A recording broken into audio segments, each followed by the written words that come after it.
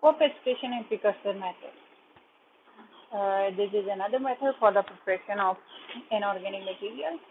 Precursors are the starting materials uh, that they will be converted into the required inorganic materials.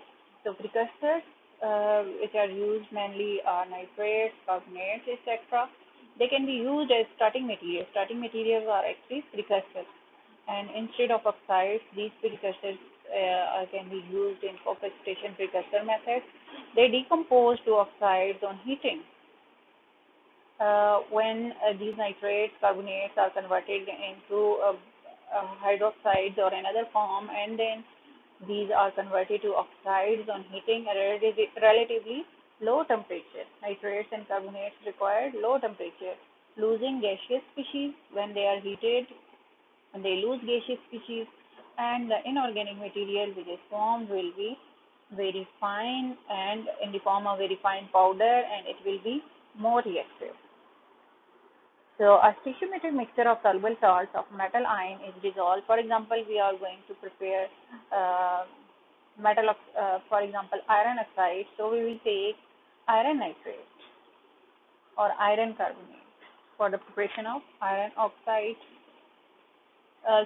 So we will take a stoichiometric mixture of soluble salts of the metal ion, for example, sodium nitrate or iron nitrate, in dissolve. They are dissolved in solution,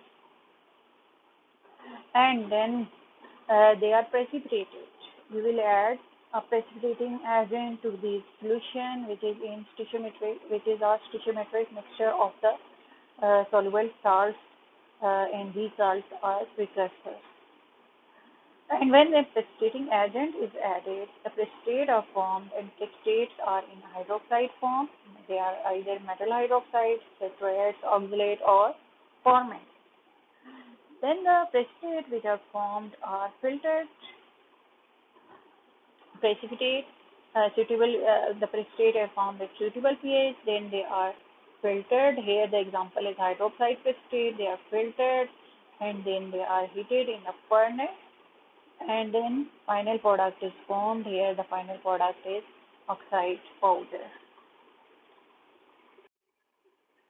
The precursor method achieves mixing at the atomic level by forming a solid compound.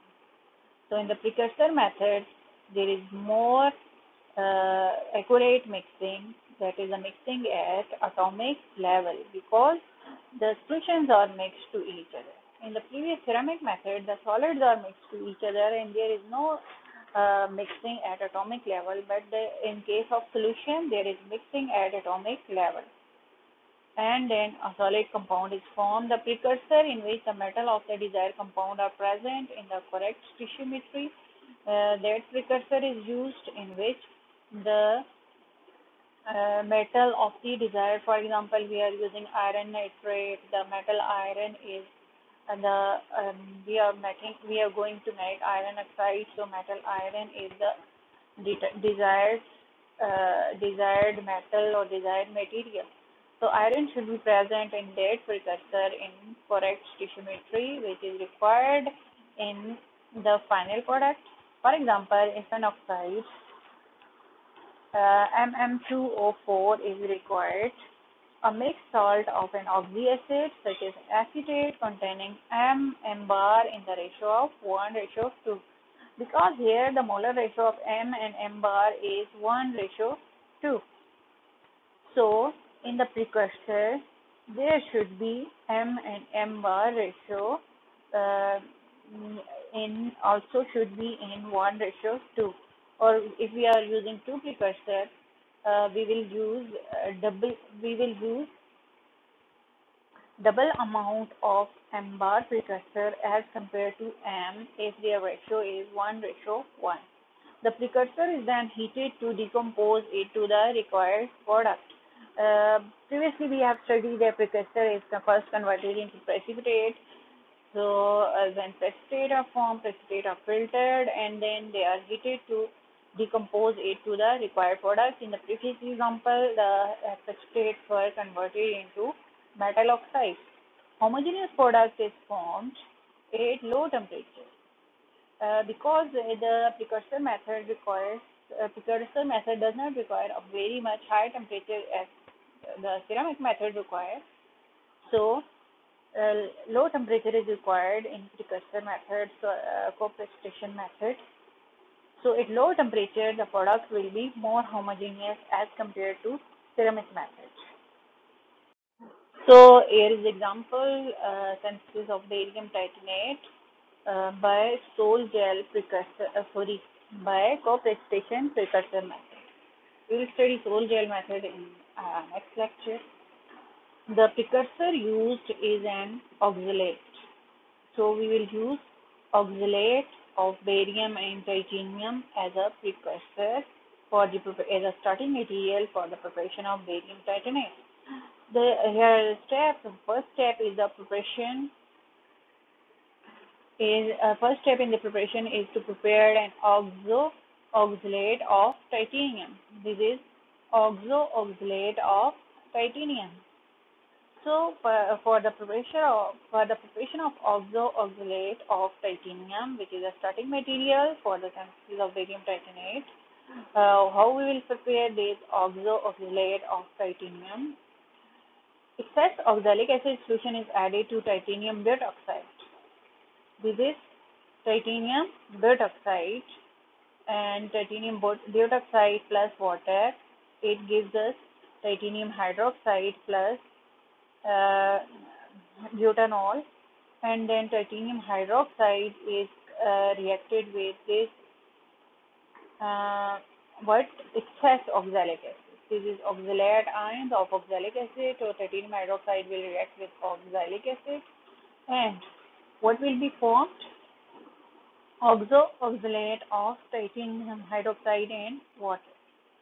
So this titanium precursor, for this titanium precursor is formed, and next slide is barium precursor. Barium chloride solution is then added and barium titanyl oxalate precipitate. So here we take the barium ion from barium chloride, and it reacts with oxalate ion, oxalic acid, and the oxy-titanium oxalate. The barium ions are added in this solution containing oxalic acid and oxy-titanium oxalate. Then barium titanium oxalate is formed. This material is used as precursor. This precipitate contains barium and titanium in the correct ratio. Because barium and titanium is required in 1:1, so here barium and titanium is 1:1, and in the final product, this is the final product which we are going to prepare, and in the final product barium and titanium is in 1:1, so in the precursor it is also in 1:1. This precipitate contains barium and titanium in the correct ratio and is easily decomposed by heat. So very much high temperature is not required for its decomposition. So it gives the oxide when it is heated in the furnace. The temperature used for this final heating is 920 Kelvin. So at 920 Kelvin we heat it in the furnace, and then this product when heated it is converted into barium titanate, carbon dioxide and carbon monoxide are formed. The products of precursor method are usually crystalline solid and often containing small particles of large surface area. So very small particles are formed, and small particles have always large surface area. So we have studied that in the previous ceramic method, the particle size is not so small and product is not so homogeneous. Here the product is homogeneous, crystalline solids are formed, and particle size is very small. And some applications, small particle size is required. For some applications such as catalysis and barium titanate capacitor, this is an advantage because in catalysis, very small small particle size powder is required, and for the construction of capacitors, very small particle size of the barium titanate is required. Okay, this next method for the preparation of inorganic material is Sol gel method. The precipitation method always the previous method, which is co-precipitation method, co-precipitation precursor method.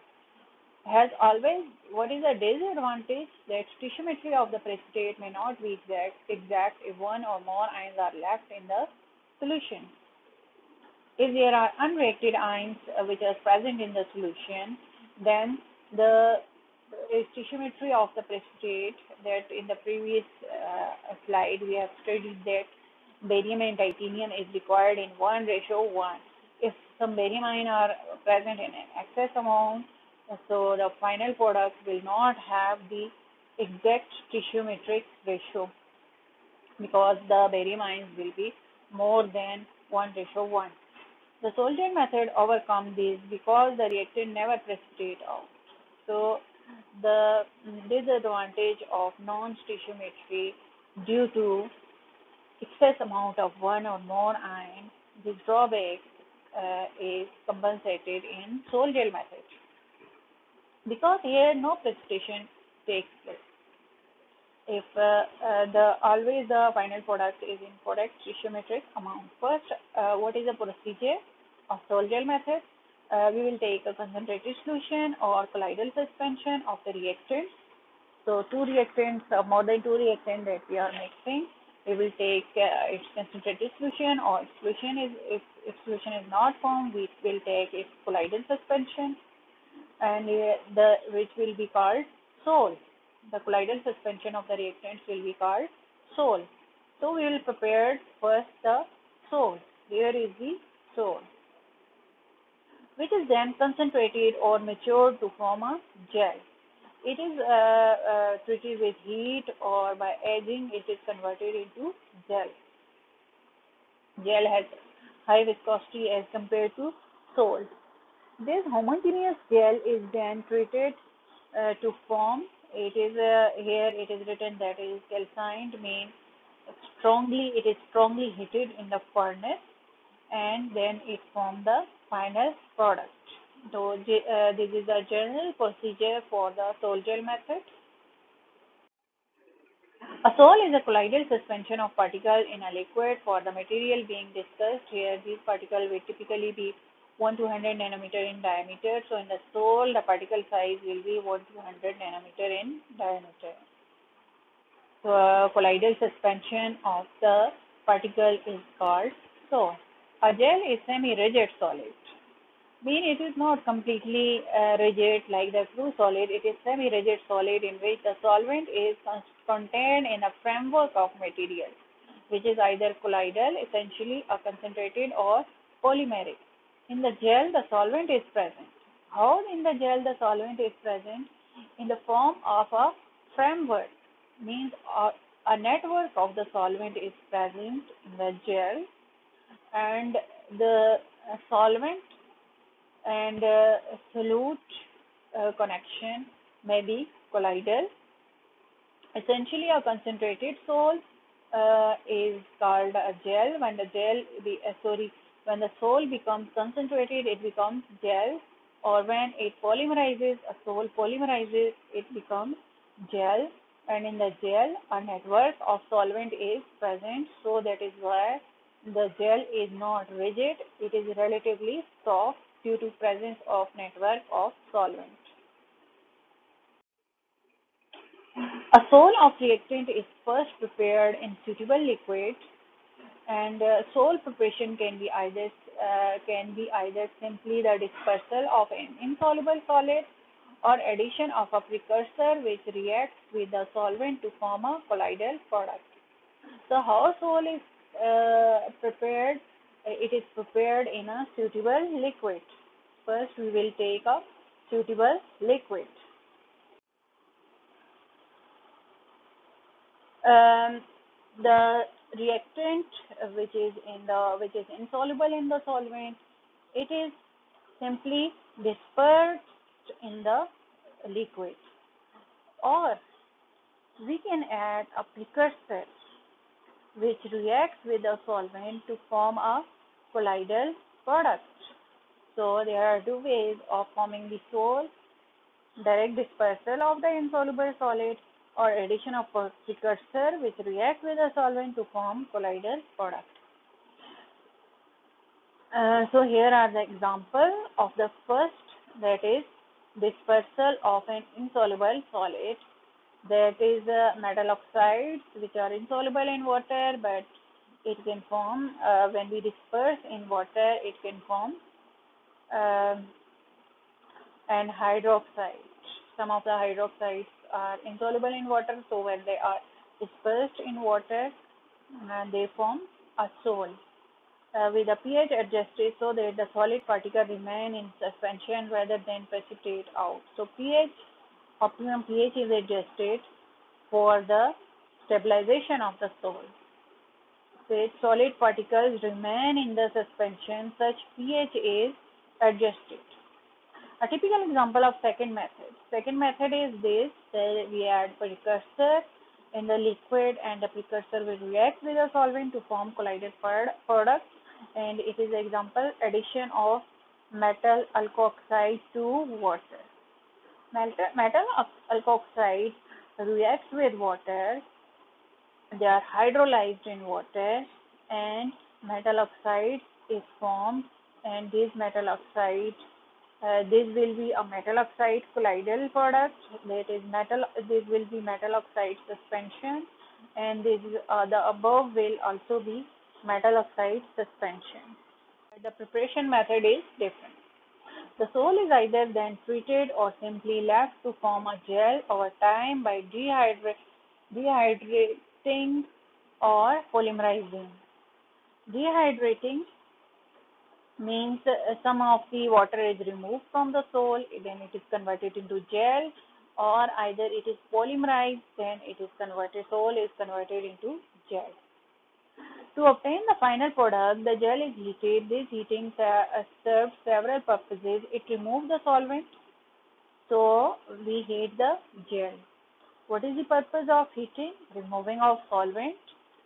Decomposition of anions such as alkoxide, if are present, they will be decomposed and they will be converted into carbon dioxide and water, and they will be evaporated.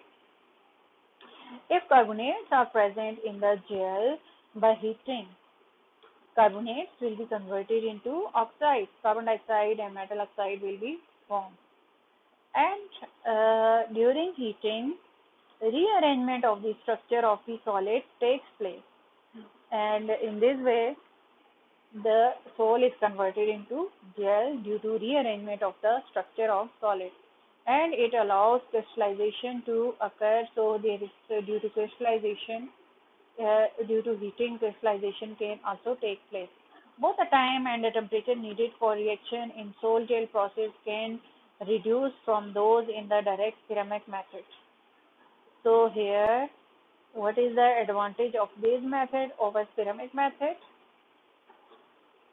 Time. Less time is required in the ceramic method, more time is required for the product formation. And temperature. In ceramic method, very high temperature is required, and here much higher temperature is not required in sol gel method. In favorable cases, the time from days to hours and the temperature by several hundred degrees. Means in the ceramic method, various days may be required for the reaction to complete, but here the reaction takes place in sol gel method, the reaction takes place in hours. And the temperature difference is by several hundred degrees. The difference of temperature between sol gel method and ceramic method is several hundred degrees. Means in the sol gel method, low temperature is required. Here is the synthesis of lithium niobate by sol gel method. Lithium niobate is a ferroelectric material. It is used in optical switch. It is used in optical switches. Preparation by simple ceramic method leads to problem in obtaining the correct stoichiometry. So in ceramic method, there is no correct stoichiometric product is formed. So we used a sol gel method. In the co-precipitation method, there are also chances of non-stoichiometric product formation, and in sol gel method is very accurate in case of stoichiometry, and a mixture of phases often results. If ceramic method we used A mixture of various crystalline forms or phases will be formed, and which is the problem, and it can be overcome by sol gel method. One advantage of sol gel method is that low temperature required for the preparation. We already know it.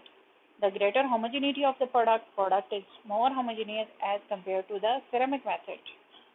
There are many methods for synthesis of lithium niobate. So one of the method is given here, and for this method, two starting materials are used. That is lithium ethoxide and niobium ethoxide. Lithium ethoxide and niobium ethoxide both are taken in fine powder form, and their sol is made in ethanol. Each ethoxide was dissolved in absolute ethanol, and two solution mixed. Uh, when two solutions are mixed and water is added, water hydrolyzes the product, and water hydrolyzed niobium ethoxide, and it also hydrolyzed lithium ethoxide. So here only the reaction of niobium ethoxide hydrolysis is given here. Niobium ethoxide on reaction with water, it forms niobium hydroxy ethoxide. Niobium hydroxy ethoxide, and ethanol is formed. And in the same way, the other one, that is lithium ethoxide is also converted into lithium hydroxy ethoxide.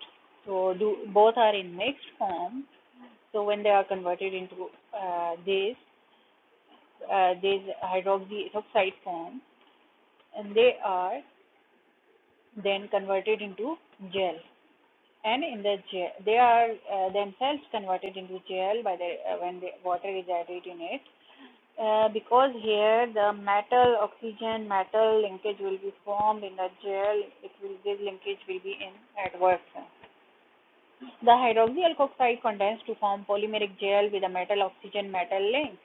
So these two products, niobium and lithium hydroxy ethoxide, will be converted into gel, and in the gel the network will be of metal oxygen metal linkage.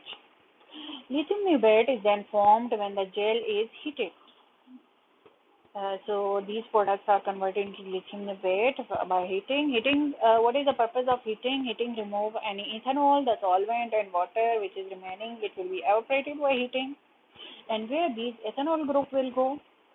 The remaining ethyl groups are oxidized to carbon dioxide and water, leaving the oxide when at high temperature treatment. This ethoxide group will be converted into carbon dioxide and water. It will be evaporated. This hydroxyl group is converted into water, and this also will be evaporated. Ethanol will be evaporated, and lithium niobate will be formed as final product.